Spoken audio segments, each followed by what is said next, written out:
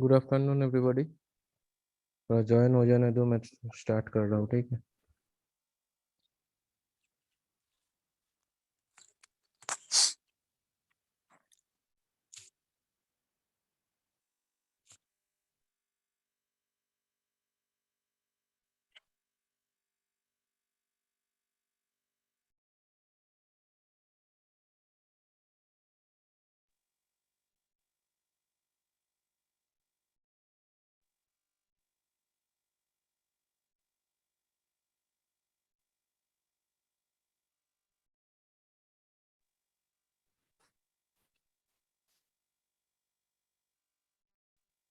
ठीक है, Reynolds number तुम लोगों को भेजा गया था क्या?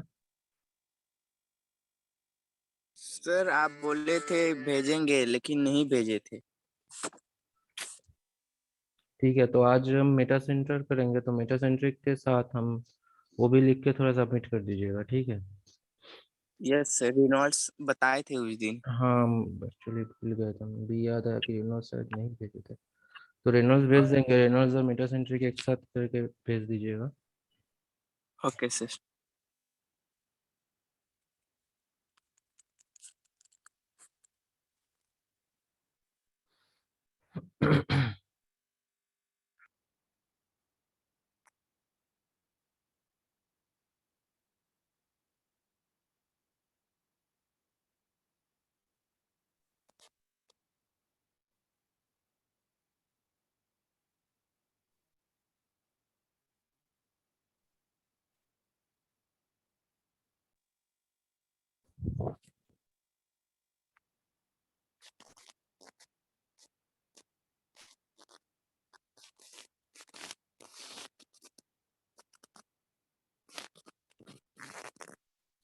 अभी टोटल कितना कितने जन है आपके यहाँ पे?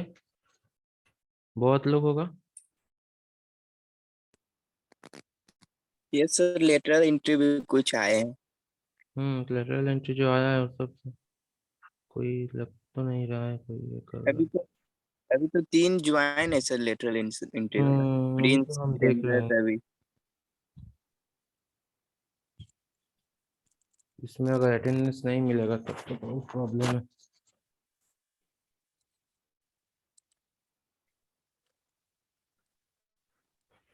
2 मिनट देखता हो कोई आएगा तो, नहीं तो हम लॉक करेंगे आज।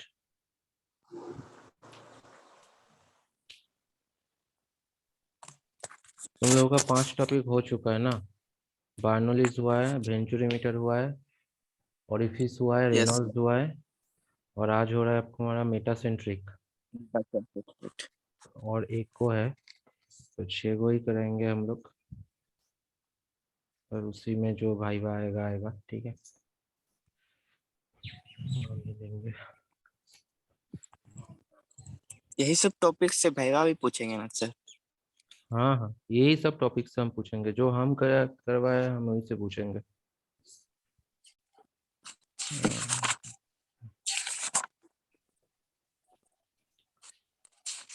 ठीक है, तो हम स्टार्ट करते हैं, ठीक है। तो मेटासेंट्रिक हाइट एक्चुअली होता क्या है? इसका एम ये हो गया कि to determine the metacentric height of a floating body, ठीक है। तो हम एक टैंक लेंगे, और उस टैंक के अंदर हम 2/3 फुल वाटर करेंगे, ठीक है, फुल ऑफ वाटर 2/3 करेंगे। और एक फ्लोटिंग वेसल हम उसके उसके उसके साथ फिट कर देंगे।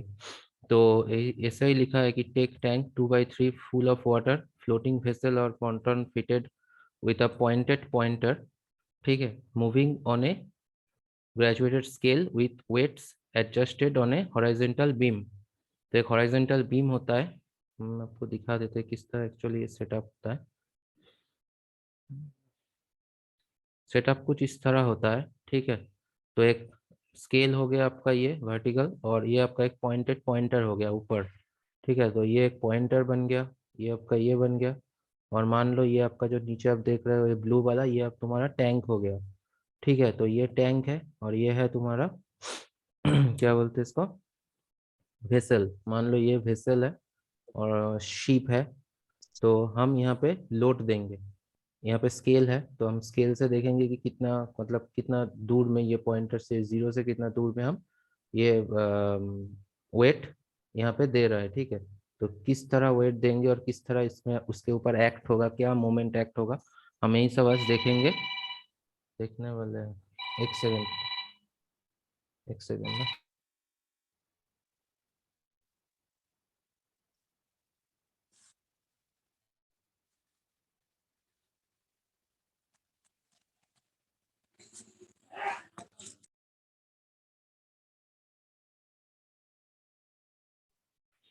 सॉरी।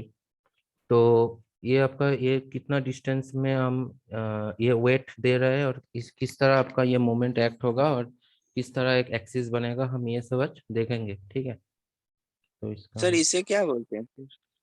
किसको? वो जो सर कर्व जैसा था। कर्व जैसा था उसको आर्क कहते हैं एक्चुअली। वो आर्क में जो पॉइंटेड है ना, हम एक मिनट खोलते हैं।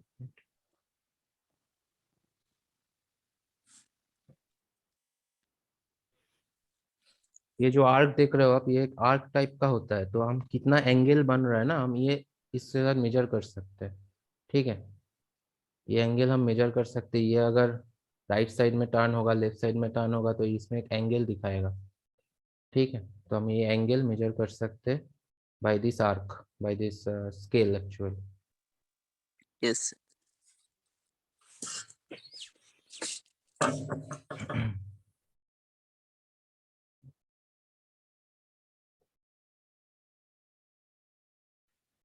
तो ये यहाँ पे लिखा हुआ है कि एक मूविंग ग्रेजुएटेड स्केल रहता है और एक with weights and the pointed pointer component fitted with a pointed pointer moving on a graduated scale with weights adjusted on a horizontal beam, ठीक है। तो थ्योरी में क्या दे रहा है, थ्योरी में ये आ रहा है कि consider a floating body which is partially immersed in a liquid, in the liquid, ठीक है।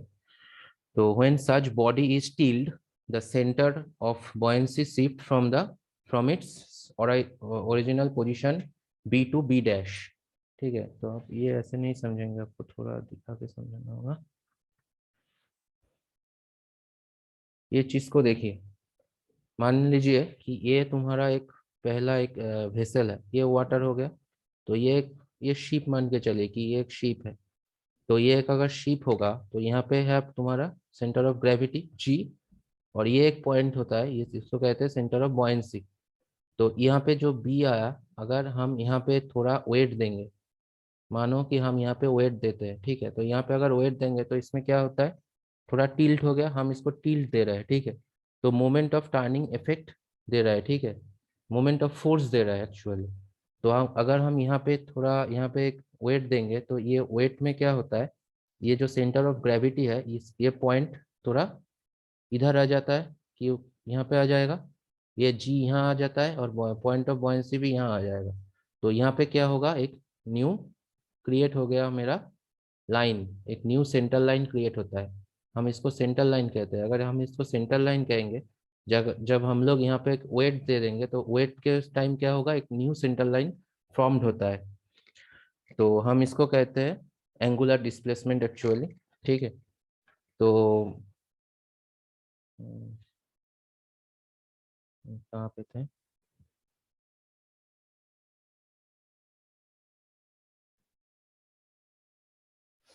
तो यहाँ पे ये कह रहा है कि जब ए consider a floating body which is partially immersed in a liquid, when such body is stilled, the center of buoyancy shift from the original position B to B dash, ठीक है।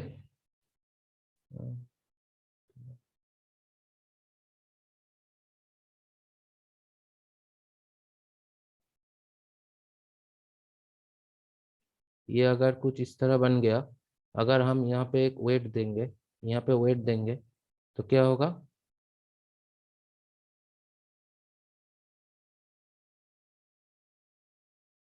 ये बॉडी कुछ इस तरह बन जाता है, ठीक है। स्क्रीन चेंज नहीं हुआ है। स्क्रीन चेंज नहीं हुआ है,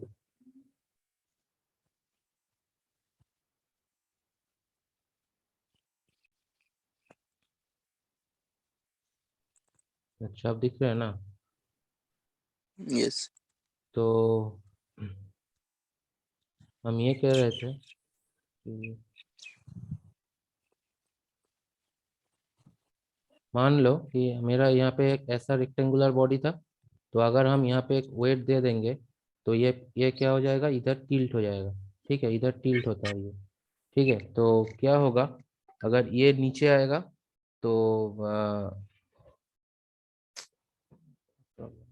तो क्या हो रहा है, आपका पॉइंट ऑफ जो बॉयंसी होता है, point of buoyancy B to B dash हो जाता है, और जो सेंटर ऑफ ग्रेविटी था जी, वो भी शिफ्ट होके नया एक जी डैश बन जाता है हम लोगों का। ठीक है, तो नेक्स्ट क्या बोल रहा है कि the point of application buoyant force और upward force is known as centre of G, center of gravity, which may be below or above center of buoyancy, remain the same and couple acts on the body.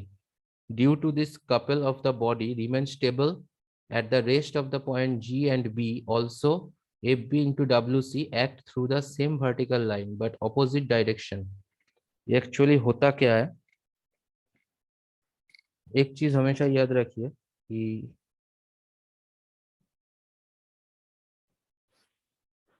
अ, ये जो normal axis है ना, जी और B, ये जो normal axis मेरे पास है, तो आपका buoyancy force should be equal to the weight of the body. जो बॉडी का वेट होगा और ये बियॉन्सी फोर्स हमेशा इक्वल रहना चाहिए। ठीक है, तो buoyancy force should be equal to the height to the weight of the body. तो मान लो मेरा बॉयंसी फोर्स अगर मैं एफ बी से डिनोट करूँ, एफ बी, तो एफ बी इक्वल्स टू, अगर ये वेट डब्ल्यू होता है तो F B equals to W. ठीक है, तो यहाँ पे तीन चीज काम करता है। Number one is stable equilibrium, number two is unstable equilibrium, and number three is neutral equilibrium.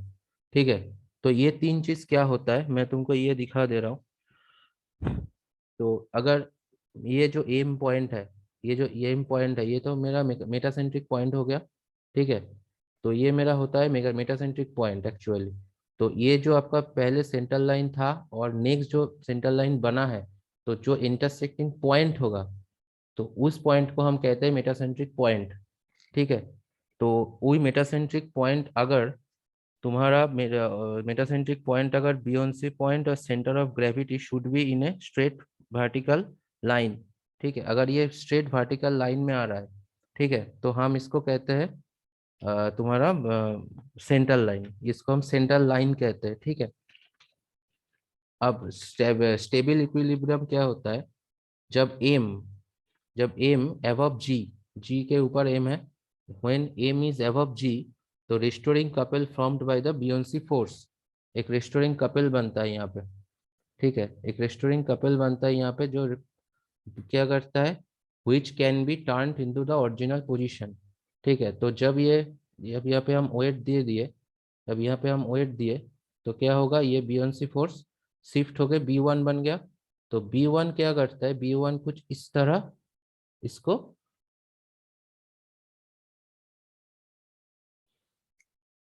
Original position में लेने के लिए ट्राई करते हैं। यहाँ पे एक फोर्स बनता है, किसके लिए फोर्स बनता है, जो यहाँ से फोर्स दे रहा है वाटर।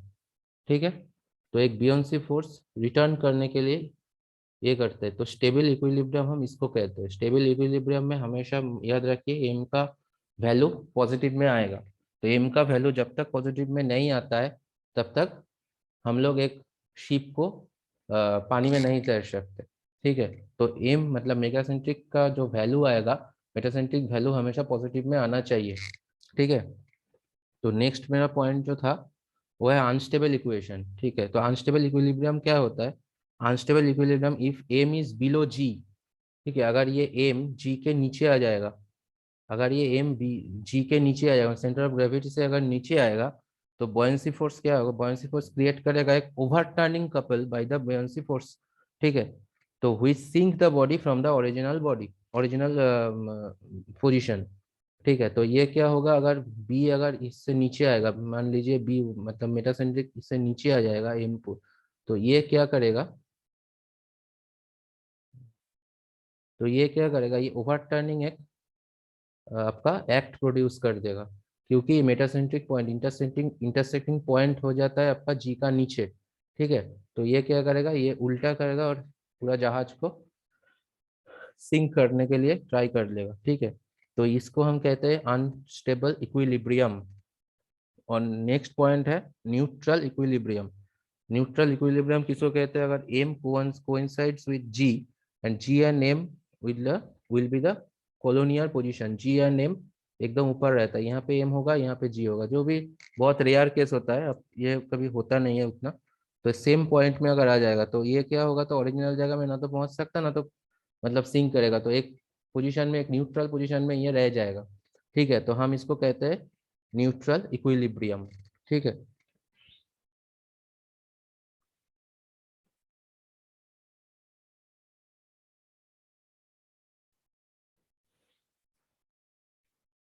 तो मेटासेंट्रिक ये सब यहाँ पे लिखा हुआ है कि the point intersection M is original vertical line through B and G with the new vertical line passing through B dash known as metacenter. The distance between G and M known as metacenter height which measure the static stability.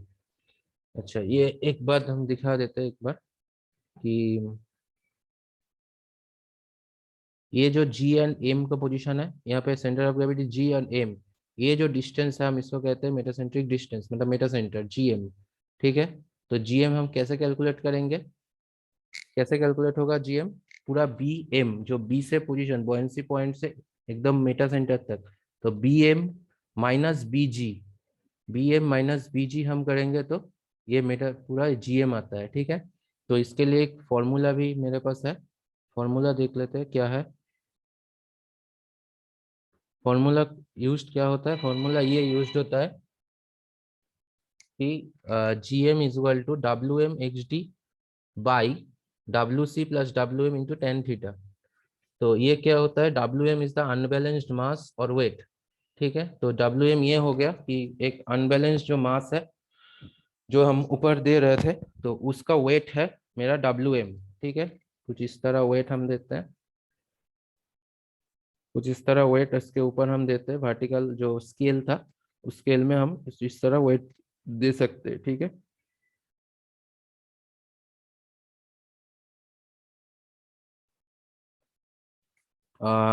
WC is the weight of pontoon, मतलब जो vessel है वो WC का wait हो गया।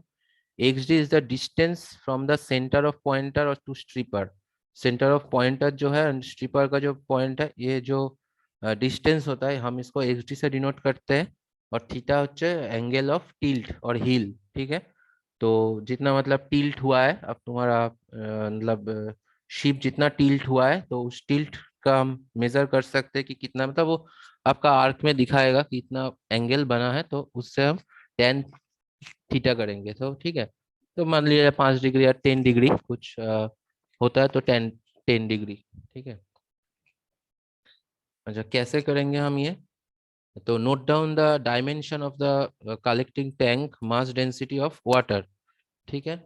तो पहले हमको क्या करना है? पहले हमको ये करना है कि कलेक्टिंग एक जो टैंक होगा आप तुम्हारे पास पहले, तो उस टैंक का पहले डायमेंशन ले लो। ठीक है। तो टैंक का मेरा डायमेंशन चाहिए, और वाटर का डेंसिटी हम लोगों को पता है कितना होता है। तो ये पहले हो गया। नेक्स्ट है क्या? Water level when pontoon is outside of the tank. ठीक है। तो हम ये पहले देख लेंगे कि वाटर लेवल कितना होता है, स्केल से हम माप सकते हैं कि वाटर लेवल क्या है बाहर से। Number 3 is note down the water level when ponton inside the tank and their difference.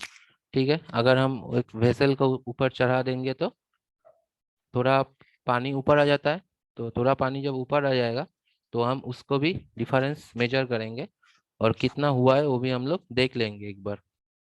Number 4 है fix the strips at equal distance from the centre. तो स्ट्रिप्स का equal distance, fix the strips at equal distance from centre. Centre से कितना distance में strips है वो हम देख लेंगे। Put the weight on one of the hanger which gives the unbalanced mass। कितना दूर में और कितना वेट हम उसके ऊपर मतलब पुट ऑन कर रहे हैं, तो वो भी हम देख लेंगे। Take the reading of the distance from the centre and angle made by the pointer on arc.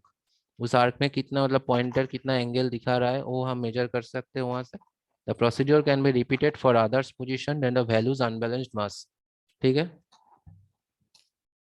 अच्छा, तो ऑब्जर्वेशन टेबल कुछ इस तरह बनेगा। ठीक है। तो length of the tank, width of the tank, volume area of the tank हम मेजर कर सकते हैं length into breadth into height करके। और जो नया वाला आएगा तुम्हारा ये स्पंदन बिठाने के बाद, ठीक है, तो उसको भी हम मेजर करेंगे कि उसका कितना आ रहा है, तो मतलब ओरिजिनल वॉल्यूम कितना हो रहा है, और अ, जब हम ये वेसल उसके ऊपर चढ़ा देंगे तो उसका न्यू जो वॉल्यूम हुआ वो कितना आ रहा है। ठीक है, तो उसको हम मतलब क्या करेंगे, उसका वॉल्यूम पहले हम निकालेंगे। तो फिर इसका हम पहले वॉल्यूम निकाल सकते हैं कैसे, length into breadth into height. तो उसका एक बनेगा, और तुम्हारा बनेगा कि जो नया वाला मतलब नया वाला जो डिफरेंस हुआ है उस वेसल की वजह से, तो उसका भी एक length into breadth into height करके हम उसका वॉल्यूम निकाल सकते हैं। तो वो जो वॉल्यूम निकलेगा वो क्या मतलब कौन सा यूनिट में आएगा, सब तो मीटर होगा, तो वो एक्चुअली आएगा तुम्हारा मीटर क्यूब में। ठीक है, तो मीटर क्यूब में जब आएगा ना, तुम क्या करोगे कि उसका डेंसिटी ऑफ वाटर के साथ उस मीटर क्यूब को केजी में कन्वर्ट करना है। ठीक है, तो उसको केजी में हम लोग कन्वर्ट करेंगे कैसे, कि 1 मीटर क्यूब कितना होता है तुम्हारा 997, 1000 करो तो 1000 केजी हो गया। तो तुम्हारा जितना आएगा तो उसमें क्या होगा, तुम देख लो कि केजी में कितना आता है, तो केजी में उसको कन्वर्ट करो। और जीएम का जो तुम्हारा ये है फॉर्मूला है, तो उस फॉर्मूला में तुम दे दो, तो तुम्हारा निकल के आ जाएगा मेटासेंट्रिक हाइट कितना होगा। ठीक है, तो वो जो तुम्हारा रीडिंग आएगा, तो उस रीडिंग तुम्हारा हमेशा पॉजिटिव में आना चाहिए। जब तक ना पॉजिटिव में आएगा ना, तब तक तुम ये शिप को पानी में नहीं तैर सकते हो। ठीक है, तो the reading taking carefully without parallax error, put the weight on the hanger by one, wait for the ponton to be stable before taking readings, strip should be placed at equal distance from the center। ठीक है, यहाँ पे कुछ इस तरह है और कुछ वैसे तो है नहीं। और when जब तुम मेन यहाँ पे चीज जो समझने वाला है वो ये चीज होता है कि जब ये जी और बी है, मतलब क्या होता है आपका centre of line, centre line, तुम्हारा सेंटर ऑफ ग्रेविटी क्या हो गया, सेंटर ऑफ बॉयंसी क्या हो गया। और जब हम यहाँ पे एक वेट दे देंगे, अब यहाँ पे हम अ, अगर हम यहाँ पे एक वेट देंगे, तो ये कैसे मेटासेंट्रिक पॉइंट बन रहा है, कैसे B1 बनेगा, और कैसे यहाँ पे एक पॉइंट पे तुम्हारा ये ग्रेविटी भी सड़क के आएगा, तो यहाँ पे भी G1 बन सकता है। तो ये चीज तुमको देखना है यहाँ पे। तो ये चीज समझ में आ गया तो ठीक, और कुछ नहीं है मेटासेंट्रिक पॉइंट में। समझ में आया। तो जब राइट टिल्ट होगा तो क्या होगा, तो occur a right, then the volume displaced is larger than the right side, thus the center of buoyancy shifted to the B dash, and tries rotate to the body, and the B dash creates a new central line of buoyancy। ठीक है,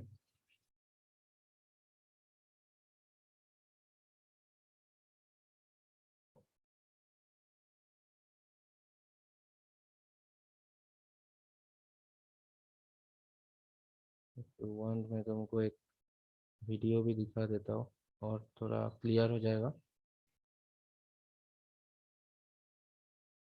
sir जैसे इसमें sir भाईवा जैसे पूछेंगे ना sir, कैसा question होगा sir इसका? एक सेकंड। हाँ बोलो। सर ये बोले थे कि आज जैसे ये पढ़ाए ना सर, जैसे इसमें भाईवा जैसे पूछेंगे, उसका हम्म, क्वेश्चन कैसे होगा सर इसका? क्वेश्चन ऐसे पूछा जाएगा कि स्टेबल इक्विलिब्रियम क्या होता है, तुमको बोलना पड़ेगा stable okay. Equilibrium when M is above G the restoring couple Lockhart, ये सेंटर लाइन क्या हो गया नहीं हो गया, तुम कुछ बोल दिए तो स्टेबल इक्विलिब्रियम का ये टॉपिक से कुछ इस तरह क्वेश्चन आएगा कुछ। एग्जैक्टली क्या आएगा नहीं आएगा ये तो हम नहीं बोल सकते, लेकिन थोड़ा बहुत कुछ इसी तरह पॉइंट में क्वेश्चन आएगा, हम जो जिस जिस टॉपिक मतलब टच करके गए तो उसी टॉपिक में आएगा तुम्हारा। और सिर्फ मैं तो नहीं पूछूंगा, मनीष ओके। सर भी होगा, सब रहेगा, सभी एक साथ होता है यहाँ पे। तो तुम उस टाइम तुमको पता चलेगा, मतलब जो जो टॉपिक में आता है हम वही टॉपिक से जाएंगे, दूसरा कहीं पे नहीं जाएंगे, कुछ मतलब अलग अलग नहीं पूछने वाले हैं।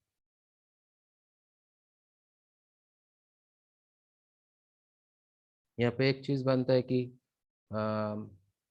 जो हम बताए कि तुम जब ये वेसल टैंक के अंदर दे रहे हो तो पानी ऊपर आ रहा है, तो आर्किमिडीज लॉ क्या कहते हैं? ठीक है, तो एज पर आर्किमिडीज लॉ ये हो रहा है, तो ये भी थोड़ा बहुत पूछा जा सकता है, मतलब ठीक है। तो ये सब मेटासेंट्रिक हाइट क्या होता है, क्वेश्चन इस तरह आएगा। बॉयंसी फोर्स क्या होता है, बॉयंसी फोर्स के साथ वेट का क्या इक्वेशन होता है, ये सब क्वेश्चन आएगा। मेटासेंट्रिक का फॉर्मूला बताओ, ये सब आता है, ये सब होगा क्वेश्चन। ओके,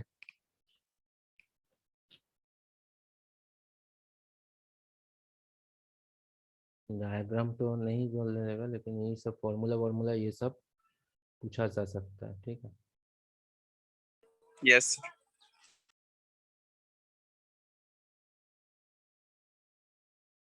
ये वीडियो एक बार देख लो।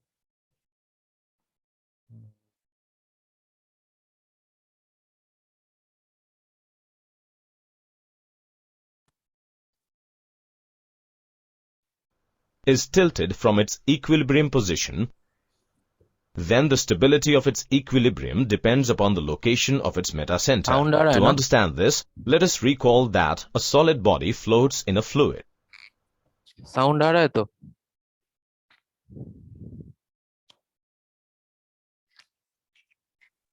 साउंड आ रहा है ना?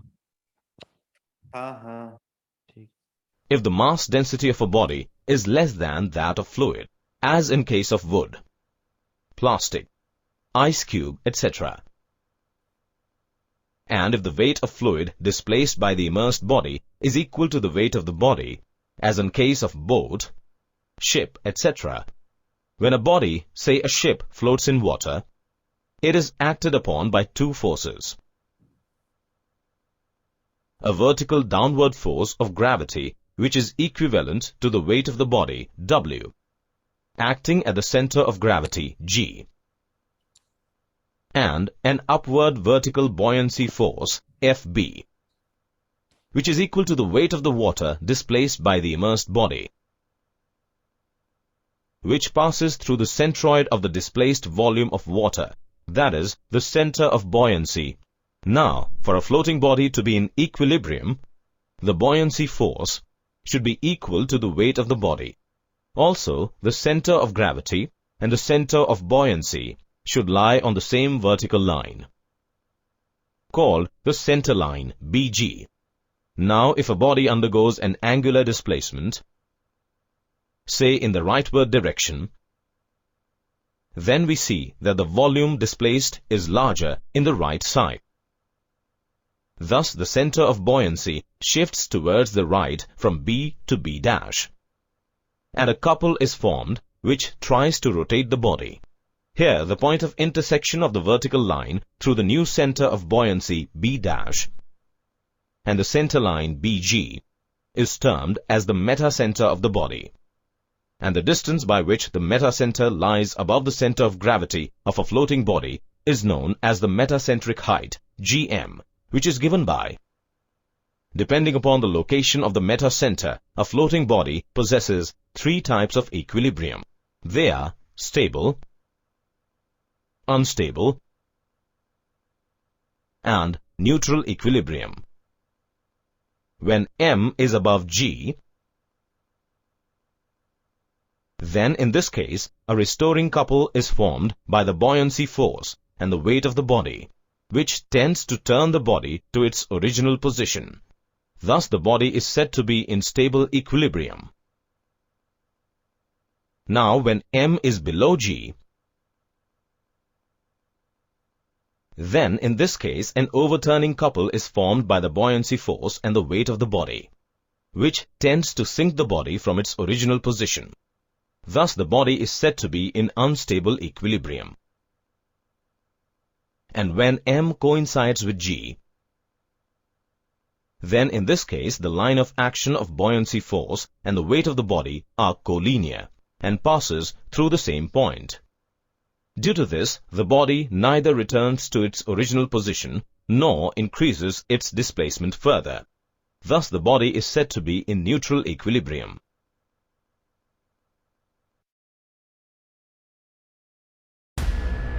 Good evening.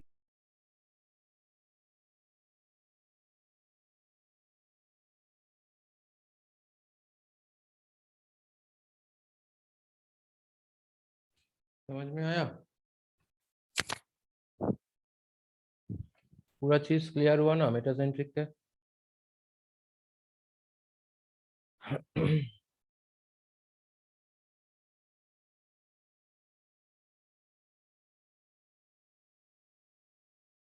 हेलो,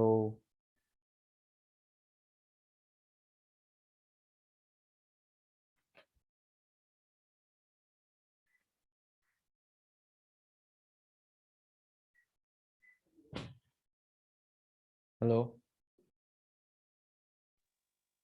जी तो चीज क्लियर हुआ? ठीक है, तुम ये करो कि मुझे थोड़ा अटेंडेंस भेज दो। तुम विवेक का क्लास भी है, विवेक सर का, वहाँ पे ज्वाइन कर जाओ। और ये क्लियर हुआ? ठीक है।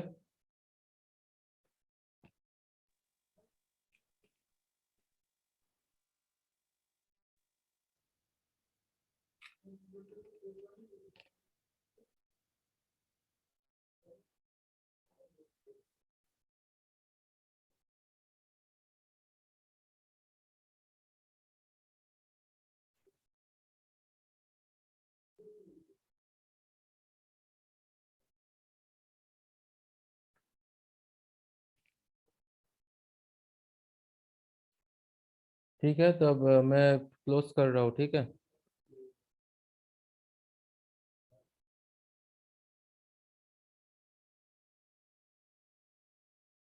यस तो मुझे अटेंडेंस भेज दो थोड़ा, स्क्रीनशॉट उठा के। यस सर, भेज देंगे सर। और लैब मैनुअल भी भेज दीजिएगा सर। भेजते हैं। ठीक है, close थैंक कर। यू।